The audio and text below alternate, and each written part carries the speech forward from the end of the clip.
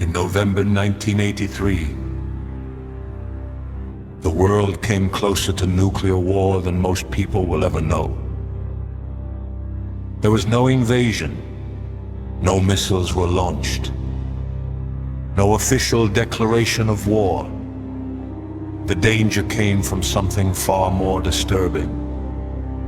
A military exercise, a realistic training simulation that looked so real the Soviet Union believed it was the beginning of a NATO first strike. This is the story of Able Archer 83, the NATO exercise that almost triggered World War III.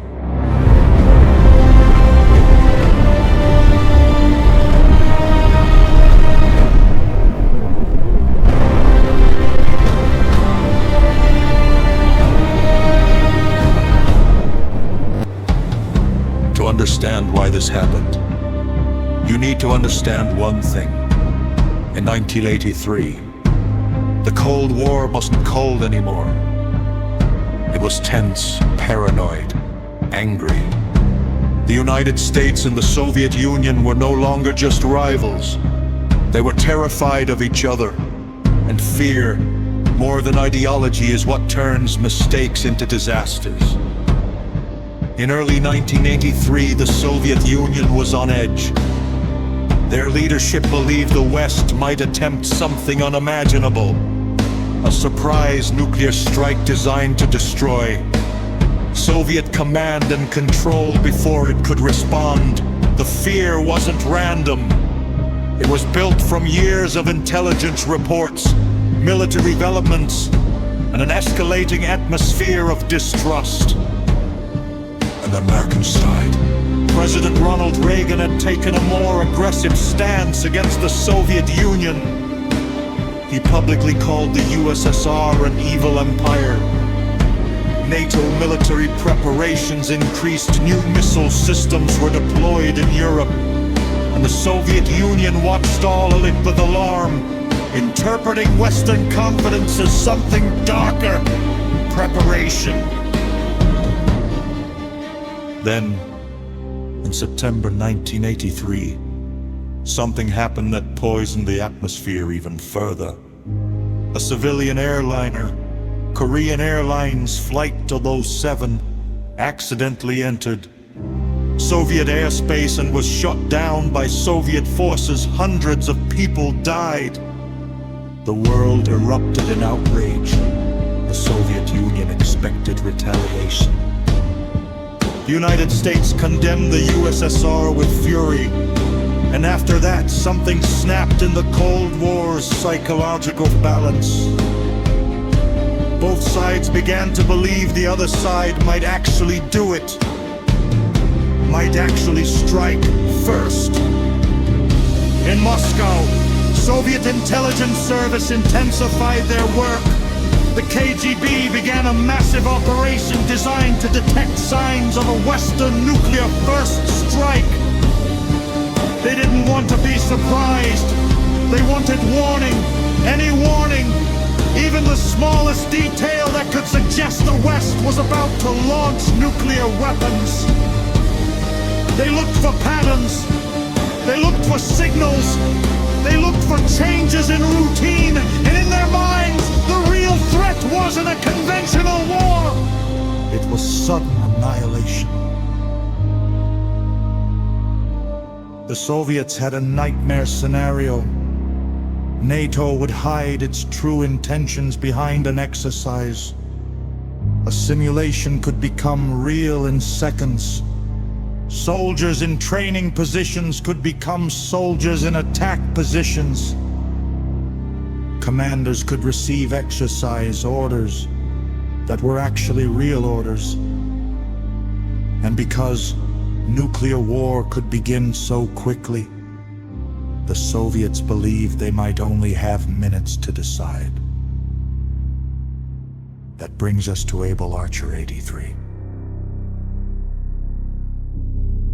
Able Archer was a NATO command post exercise held every year, designed to test procedures for nuclear release authorization. Normally it was routine. But in 1983, medical made it different. And that difference nearly ended the world. That year, Able Archer wasn't just a dry simulation with paperwork and theoretical messages. It was designed to feel real. Very real. NATO upgraded the exercise to include new nuclear release procedures. New communication methods, increased realism. The simulation used coded messages and real-time shifts. It even included the participation of high-level officials, giving the appearance that NATO leadership was actively coordinating. From NATO's perspective, this was normal improvement. They wanted better readiness, better coordination, better command and control. But from the Soviet perspective, it was something else entirely. It looked like preparation. And here's the most dangerous part. Soviet intelligence didn't see Able Archer as a training event. They saw it as camouflage. As the exercise began, Soviet analysts observed that NATO communications were changing. They noticed increased activity. They detected unusual transmissions. NATO forces were practicing moving from conventional operations to nuclear release, and the Soviets were already primed, psychologically ready to interpret everything through the lens of fear. In that environment, Able Archer didn't look like a simulation. It looked like the first phase of a surprise strike. So the Soviets did something extraordinary. They began preparing for nuclear war. Behind the scenes, the Soviet military took steps that NATO did not expect. Soviet aircraft capable of carrying nuclear weapons were put on higher alert. Nuclear-capable bombers and fighter aircraft were ready. Missile forces were placed in a more responsive posture. Some reports suggest warheads were moved and units were positioned to be ready for immediate action. The Soviet Union wasn't joking. They weren't posturing for politics. They believed the war might begin at any moment. Imagine that. While NATO officers were role-playing nuclear release messages for an exercise, the Soviet Union was loading real weapons. In Europe, NATO had no idea how close they were to causing panic at the highest levels of the Soviet system. The West assumed their intentions were clear. They assumed the Soviets understood it was training. But clarity is a luxury during paranoia, and paranoia was everywhere. As Able Archer progressed, NATO simulated a rising conflict with the Warsaw Pact. In the scenario, the war escalated. NATO leadership was forced to consider nuclear options. Communication procedures were tested. Messages were sent. Coups were validated. Everything about the exercise was meant to test NATO's ability to function during the worst moments imaginable. And that realism was exactly what terrified the Soviets. Because if you wanted to launch a surprise attack, the best time to do it would be during an exercise. You could mask troop movement. You could hide orders inside simulated messages. You could put forces in position without causing alarm.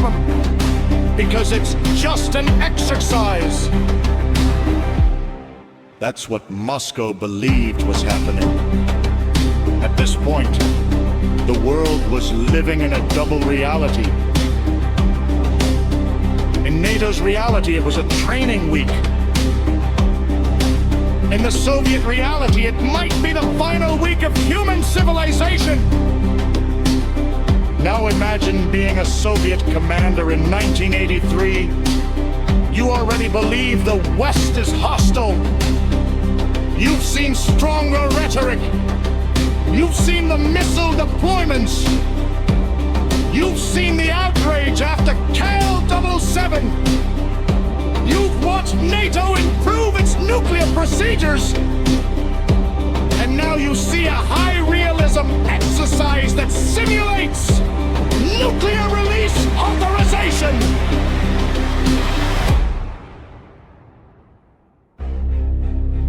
You begin to wonder, what if this isn't training? What if the war begins now? And that's where the fatal logic appears. If you wait too long, you die. If the West launches first and destroys your command centers, you lose the ability to respond. So you must be ready to respond instantly.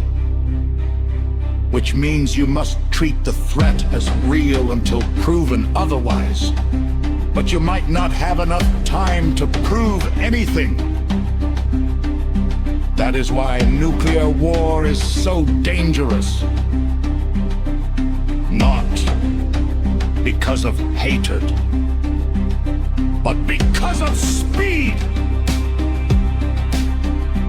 Because once systems are built to act quickly, uncertainty becomes lethal. Able Archer pushed that uncertainty to the edge. In those days, the Soviet Union's leadership faced a terrifying possibility that NATO was preparing to strike under cover of the exercise. And they might have only minutes to decide whether to launch a response first. That decision, if made, would end everything. What stopped it? Not treaties, not diplomacy. A mix of caution, luck, and the quiet work of intelligence. Some Western intelligence sources began noticing signs that the Soviets were unusually alarmed. Analysts observed changes in Soviet alert posture. There were hints that Soviet forces weren't just watching. They were reacting as if war was near. And slowly, the realization spread. The Soviets might be taking this seriously. This should have terrified NATO leaders, because it meant the most unthinkable scenario was possible. NATO could accidentally trigger a Soviet first strike simply by training too realistically. In the final days of Able Archer, NATO continued the simulation, unaware of the razor they were walking on. Soviet forces remained tense, watching every move, assessing every transmission. The world lived in a silent countdown. Then the exercise ended, and nothing happened. No missiles launched, no war, no apocalypse. The tension began to dissolve slowly. Soviet alerts reduced, the moment passed. But the fact remained, the world had nearly ended, because one side thought the other was pretending. Able Archer 83 became a lesson that few people truly absorbed. Nuclear war could begin not through aggression, but through misunderstanding. Afterward, some Western officials reportedly recognized the severity of what happened.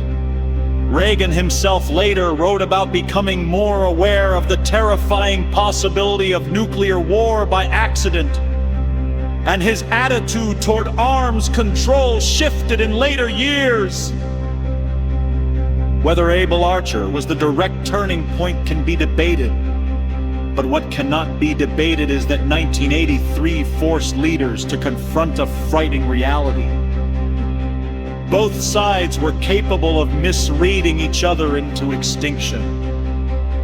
Able Archer is also the perfect bridge between human decision and nuclear technology.